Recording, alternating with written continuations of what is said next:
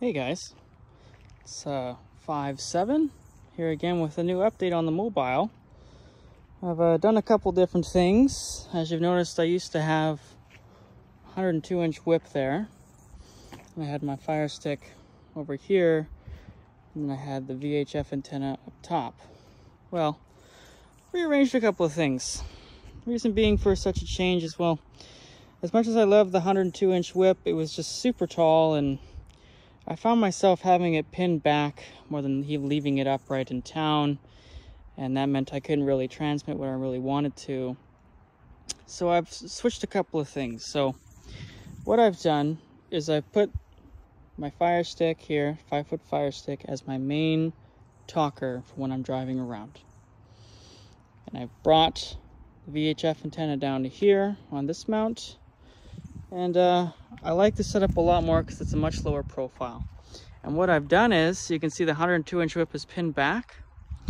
Well, in the summertime, I have a pop-up tent. I believe you saw it on my other video there from last summer. It sticks on the back. So what I am doing is inside here, I have an antenna switch right there. Now what that switch does is it will switch from the Fire Stick to this antenna, so that when I'm at my camping spot and I'm all set up, this whole antenna goes up like this with a ram mount that I have as a swivel there, and then that becomes my main talker for when I am camping, and it turns into a little mobile base station. And while it's pinned back, I've actually utilized an old radio mount because it's the perfect hole, and I've flattened it out, and it just threads through that hole, and I just have it pinned back here at the back. And so far it's working perfectly. It doesn't sway or anything. It stays right in place with that whole tie-down system. So I'm very happy with that. And then I have two antennas here up top, the two little black ones. My Vhf Uhf antenna has a crossband repeat function. So this antenna on the far right allows that function to work on the radio. And then this one in the middle here was a little difficult to see. That one, that's my scanner antenna. So, and they're both Larson tri-band antennas, them two, identical to each other. So we'll come back to the interior here as I've changed a couple of things. Changed quite a lot actually. So we'll sit in here and we'll go over it with you guys. So what I've done is I used to have a 980 SSB here along with the Bear Tracker 885. So what I've done is this radio here no longer has an antenna hooked up to it for CB. It's specifically just for scanning, and I have it hooked up for a PA speaker as well. So it's both PA because I have a PA speaker on this truck as well, and just scanning. So these green wires, they're actually ground wires, and they actually help hold up the radio as well. So they both go down to the frame of the truck, and I've switched out the 980 with a Lincoln 2 Plus, and I've also switched out the KL203P with a KL503 high drive rigged up with this guy here. And I've also, on top of that, I've gotten brand new meter. It's a Daiwa meter.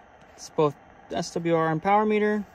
It's got the whole cross needles, I should say. And I actually have a perfect match. If we go to AM here, we put the amp on, it doesn't even move. Look at that. Got 200 watts out. Let's bring the mic gain all the way down, don't have that clicking. So yeah, we got 200 watts out and needle doesn't even move. So that's perfect. And it goes all the way up to 30 megahertz, all the way down to 26. 30 megahertz, it goes up to 1.4, all the way down to 26, it goes to 1.3. So perfect match. Everything seems to be happy. I ain't got no problems at all. Pushing around 200 to 250 out with 15 watts in from the Lincoln to the high drive. I don't max out as 30 watts because this can handle 30 watts, but to give it more life, I just do 15 in and I get around 200 to 250 out. Amp is quite happy. Now what I've done here is I have lithium batteries in this truck. So all the radios here are powered by lithium batteries. That's the starter battery, and they run through that big cord there. That's all the power wires.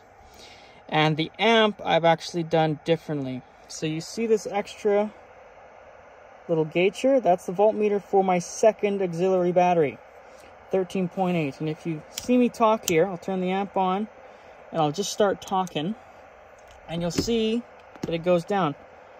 Audio testing 1, 2, 3, 4, 5. And that's specifically for my amp. So this guy I actually have rigged up with solar panels that charge the auxiliary battery. Since this is my camping rig, I got a whole another battery for everything to run my inverter. Well, I guess I should pop in and show you that too. So this guy here, if you look on the side here, you push that on, and it also shows its own power meter, like battery level, as well as it just turns on the amplifier back there. So we'll go and I'll show you that. So back here, we'll pop this sucker open, and here we are. So this is a 12 volt, 100 amp hour lithium battery run from my amp, as well as I got my inverter here. It runs all my goodies, and I got a ground wire from this all the way to the frame of the vehicle too. And there's my solar charger. And the solar panels are up here.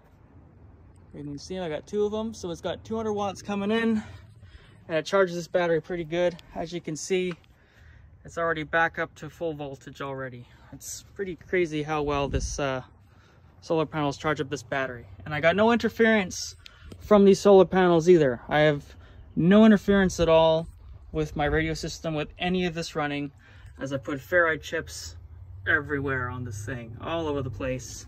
And I've even done the interior of the truck. I got ferrites all over the place. So everything is all set up there for that.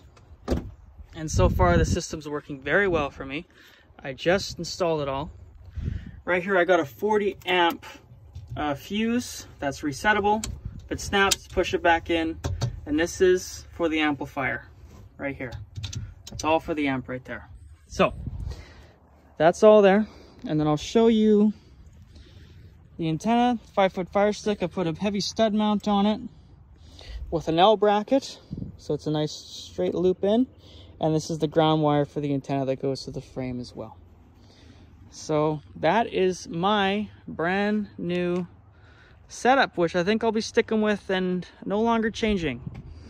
I think that's what it's gonna be from now on. And then I got I guess I'll show you these. So these empty brackets, I don't have it right now, but I have a high lift jack that I mount there. And on the other side, I'll show you, I got an axe and shovel mount right there. But my tools are in my tent in an indoor storage for the winter, and I'll be taking it out and putting it on when the summer comes. So I'll give you an update when that happens too. But I hope you guys really like this new ideal setup that I've done for myself. I'm definitely happy with it. And yeah, it's definitely super fun to drive around and talk to all the locals, and I get lots of DX coming in through here, and I love it a lot. I really do. It's definitely a new favorite of mine. And the good thing is as well is that at nighttime this meter has a light now. So I can actually see the meters during the nighttime as well, which I'm super happy about. And I've just put some black styrofoam here to keep it from jiggling around as well. So yeah, and on top of that also, here's a quick tip for mobile guys if you're ever interested. See this guy right here? That's a single headphone. Now I don't know if you can listen, but there is actually volume coming in there. And what this is, I've actually put a splitter between the speaker down there and for this.